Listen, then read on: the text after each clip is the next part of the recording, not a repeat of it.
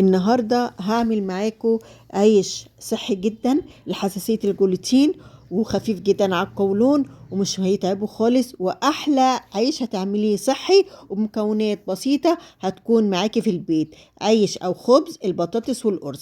هنبتدي بقى نشتغل، يلا بينا. هننقع حوالي كوباية كبيرة من الرز في شوية مية لمدة نص ساعة، وهنسلق كمان 3 بطاطسات صغننين جدا او بطاطساية كبيرة. انا كان عندي بطاطس صغير قلت اعمله، وطبعا ورشة ملح ورشة فلفل اسود. دي بس المكونات اللي موجودة اللي هتتعاملي معاها.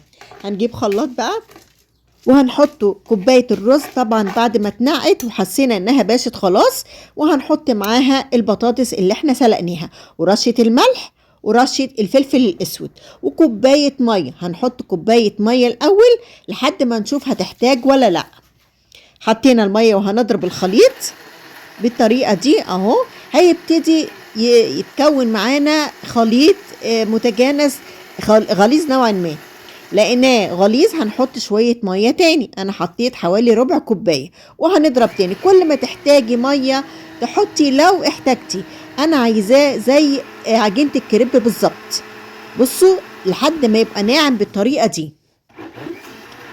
كده كده خلص خلاص وناعم، عامل زي الكريمه. بصوا عامل ازاي، بسم الله ما شاء الله، نازل اكنه كريمه، ناعم جدا حتى مش محتاج انه يتصفى. كده حطيناه في بوله. هنبتدي بقى نشتغل. هنجيب بقى طاسه ونسخنها على النار تسخين متوسط، وهنبتدي نحط فيها معلقه زيت زيتون ونسيبها لما تسخن خالص. انا عايزه الزيت يسخن خالص، بعدين نمسحه بورقه اللي هي بتاعه المطبخ، مناديل المطبخ. هنحط بقى بعديها بقى كبشة من الخليط اللي احنا عملناه. سهل جدا، مكونات موجودة عندك في البيت وما فيهاش اي مشكلة، وهتاكلي احلى خبز هتعتمديه على طول في بيتك. يمكن مش هتاكلي الا هو، وخفيف جدا وصحي وما فيهوش اي مشاكل. هنبتدي بقى لو لقينا حتة ما فيهاش من العجينة هنحط حاجات بسيطة كده، وهنسيبه على النار يتشمع شوية. بصوا عمل ازاي اهو، ابتدى يتشمع، واللون الابيض اللي على الوش ده هيبتدي يروح تدريجيا. هنبتدي بقى نقلبه على الناحية التانية، ثواني من هنا وثواني من هنا، يعني حوالي كام ثانية من هنا وكام ثانية من الجهة التانية، لحد ما نحس انه خلاص ابتدى يستوي، يبتدي يتنفخ معانا. هو هيتنفخ دلوقتي وهتشوفوه وهو بيتنفخ فعلا، شكله جميل جدا واحلى عيش هتقدري تعمليه. بصوا هنا قلبته تاني، بشوف هعمل ايه من تحت من الناحية التانية. هبتدي اقلبه اهو بالطريقة دي لحد ما يتشمع معانا برضو من الناحية التانية. برضو نفس الحكاية، هنفضل نقلب من هنا لهنا، ثواني من الناحية دي وثواني من الناحية دي، لحد ما نحس خلاص انه ابتدى يحمر معانا ويستوي ويعمل فقاقيع ملونة بالطريقة دي، وهيبتدي يتنفخ معانا زي ما انتوا هتشوفوا دلوقتي. بصوا ما شاء الله اهو ابتدى يتنفخ معانا. بصوا بوريكم بالسباتيول، بص عامل ازاي اهو ابتدى يتنفخ اهو. بجد بجد احلى عيش هتعملوه وهتاكلوه من ايدكم الحلوه. انا عملت على القناه خبز من الرز فقط، بيتعجن اكنه بيتعجن بالدقيق، بس بعجن الرز لحد ما يتكون جولاتين بتاعه. لو عايزين ادخلوا شوفوا على القناه. بصوا ما شاء الله، بصوا اتنفخ ازاي رغيف، الله اكبر اهو. اديني بوريكم بالسباتيول اهو اتنفخ خالص. بقرب من الكاميرا كمان بوريه لكم اهو، مفرغ خالص وابتدى يتنفخ بالطريقه دي.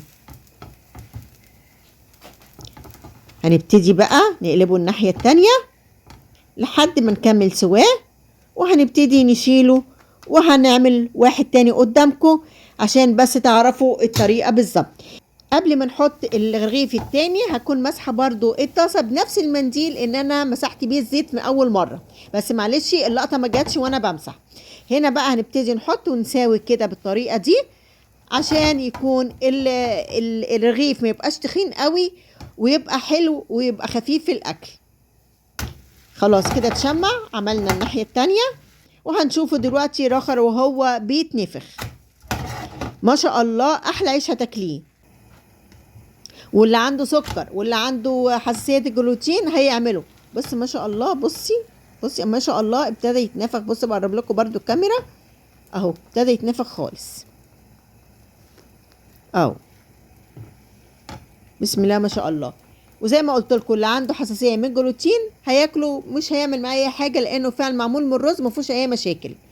وبرضو اللي هم عندهم السكر برضو هياكلوا منه، لانه لو رغيف واحد يبقى كفايه عليهم، لانه برضو ده رز ما نكترش منه. وكده لو خدنا ان احنا نعمله في البيت مش هنشتري العيش من بره تاني، العيش اللي هو عيش القمح. بصوا ما شاء الله، الله اكبر. اهو احلى عيش هتعمليه. بصوا بوريكم برضو بيتنفخ ازاي، بصوا منفوخ ازاي. كده خلصنا العيش. الكوباية الدقيق والبطاطساية هيعملوا ما شاء الله 5 ترغفة بالطريقة دي. بصوا طري ازاي، بصوا عامل ازاي في ايدي، ملبن يعني ملبن، وهتاكلي عيش طري اكنك بتاكلي كريب، فعلا احلى من الكريب. يعني انت ممكن تعمليه كصينيه كريب وتحشيه برضو حاجات وحطيه في الفرن، هيبقى في منتهى الجمال. بصوا بوريكم طري ازاي، بصوا بلفه بالطريقه دي، تحشيه اي حاجه من اللي انت بتحبيها وتاكلي تفطري بيه تتعشي بيه تتغدي بيه، هيبقى احلى عيش تعمليه في بيتك. وبجد ده احلى عيش هتقدري تعمليه، فعلا جميل جدا وطعمه خطير وسهل جدا في عمايله، مش هياخد منك نص ساعة بالكتير قوي في عمايله. بص ما شاء الله، حتى بلفه بفكه ما شاء الله بيتلف ويتفك بسرعة من طراوته. بص هنا بقى هفرده لكم على الطبق وهتشوفوا عامل ازاي. يعني ما شاء الله الرغيف يعني يشبع، يعني الرغيف فعلا يشبع. بص كبر ايه، وفي نفس الوقت رقيق، عامل زي الكريبه بالظبط، حتى شكله زي الكريبه. يعني الكريب انت بتعمليه من الدقيق العادي ده، ممكن تعملي الكريب زي ما قلت لك وتعملي منه اصناف من دقيق الرز والبطاطس زي ما انا وريتك كده. سهل جدا ما فيهوش اي مشكله.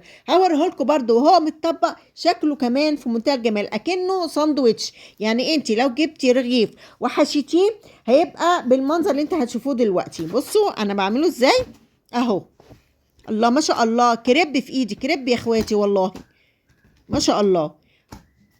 بصوا هنا بعدلكم، بصوا 5 ترغفة، الكوباية عملت 5 ترغفة. بصوا هنا بقى ممكن تاخديه وتحشي بيه وتعمليه بالطريقة دي انصاص.